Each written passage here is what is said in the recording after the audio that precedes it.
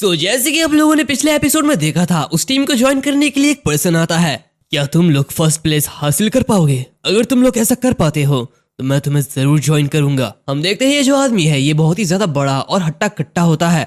लगभग ये 8 फीट का होगा। वो उन लोगों से कहता है, मुझे कमजोरों के साथ टीम अप करना बिल्कुल भी अच्छा नहीं लगता।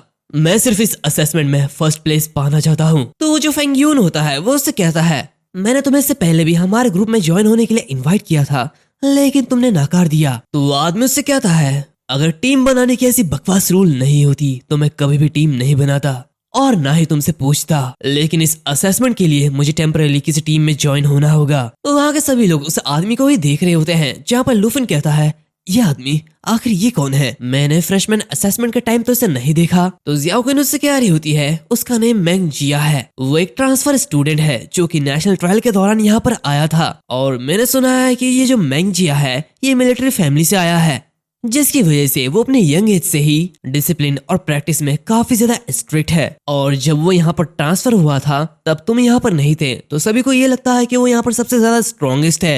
यहाँ पर जियाओनान भी कह रही होती है, इसी के साथ उसने एरेना में काफी सारे रैंक मैच किए हैं, जहाँ पर उसकी विन स्ट्रीक 132 है। यहाँ तक कि इसने नंबर 3 के जियांग फेंग यून को भी डिफीट किया है। इसी के साथ उसका जो नेक्स्ट मैच है वो जियान के साथ होने वाला है, जहाँ पर जियान कह रही होती है, इससे पहले मैंने अभी तक रैंक मैच नहीं लड़ी है। मुझे लगता है वो मुझे हरा के फाइनल असेसमेंट में अपना जगह बनाना चाहता है। तो लुफिन कह रहा होता है, जियांग फेंग यून को हराना जो कि नंबर 3 पर था वो सच में काफी स्ट्रॉन्ग होगा। तो जियाओ क्वीन वहाँ से आगे बढ़ते हुए कह रही होती है, चलो यहाँ से चलते हैं। वैसे भी जियांग फेंग यून उसके साथ टीम अप करने वाला है। तो लुफिन भी आगे बढ़ते हुए कहता है, चलो देखते हैं कि आखिर तुम लोग कितना स्ट्रांग हो पाए हो, ताकि मुझे बीच में इंटरफेयर ना करना पड़े। तो जियान कह रही होती है, चिंता मत करो, हम तुम्हें बिग सरप्राइज देने वाले हैं। दूसरी तरफ हम फेंग यून को देखते हैं, जिसके पास उसका साथी आते हुए कह रहा होता है, बॉस बॉस, मैंने अभी भी लुफिन को वापस आते हुए देखा है। ये देखते हुए फेंग यून की फट जाती है कि क्या ये तुम क्या कह रहे हो? आखिर वो कहाँ पर है? लुफिन यहाँ पर वापस कब आया? तो उनकी ऐसी बातें सुनते हुए वो जो बड़ा आदमी होता है यानी कि मैंग,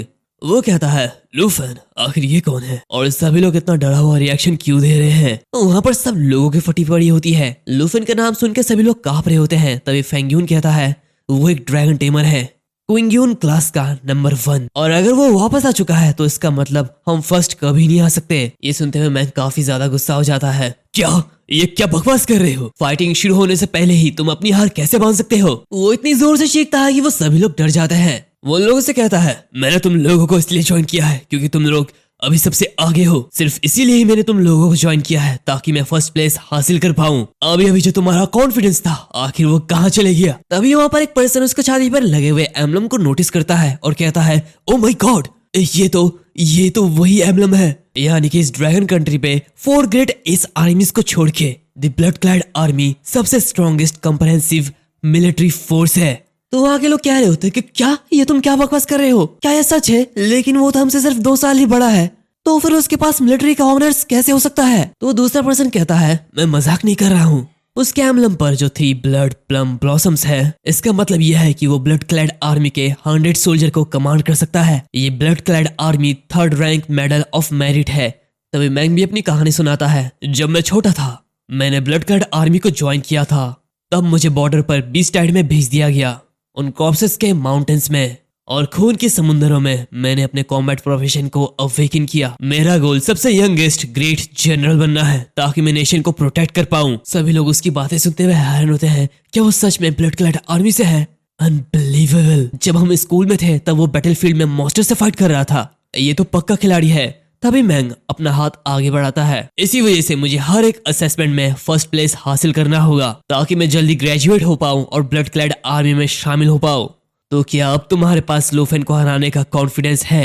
ये कहते हुए वो अपना हाथ आगे बढ़ाता है। फेंग युआन शॉक में होता है। वो मन ही मन कहता है, अगर मैंग जिया ने किसी ऐसे बैटल को ज्वाइन किया है जो कि लाइफ और डेथ के बीच थी और वहां से जिंदा लौट के वापस आया है, तो इसका मतलब फेंग युआन पवेलियन के पास अपना नाम फिर से कमाने का चांस है। ये कहते हुए वो अपना हाथ आगे बढ़ाता है, तुम्हारा मेरे टीम में स्वागत है।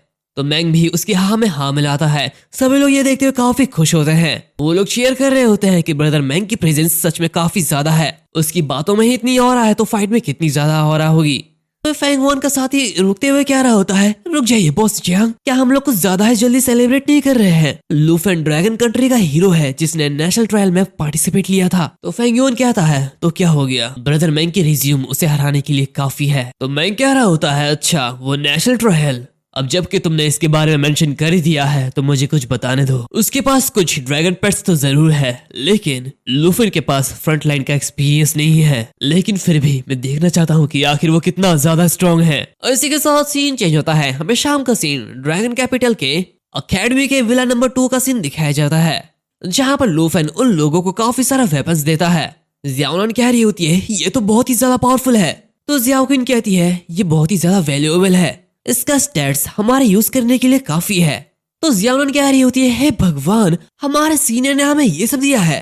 तो लूफिन जियाओनान से कह रहा होता है ये सभी के लिए है, तो सिर्फ ये मत सोचो कि ये तुम्हारे लिए है। इसी के साथ हमारे सीनियर ने मेरी आंट के लिए काफी सारे स्किल्स बुक्स दिए हैं। इंचेंटिंग के अलावा यहाँ पर और भी स्किल्स है जैसे कि सेल्फ प्रोटेक्शन, जो कि सुनते हुए वो जो आंट होती है वो बहुत ही ज्यादा खुश होती है। तो वो मेरे बारे में भी सोचती है लिटिल लूफिन तुम्हें मिस येई को हमारे तरफ से थैंक यू कहना चाहिए। तभी हम देखते हैं कि जियाओनान एक स्वॉर्ड उठाती है और कहते हैं ये तो काफी ज्यादा कूल है, ये मेरी फर्स्ट लेजेंडरी वेपन है।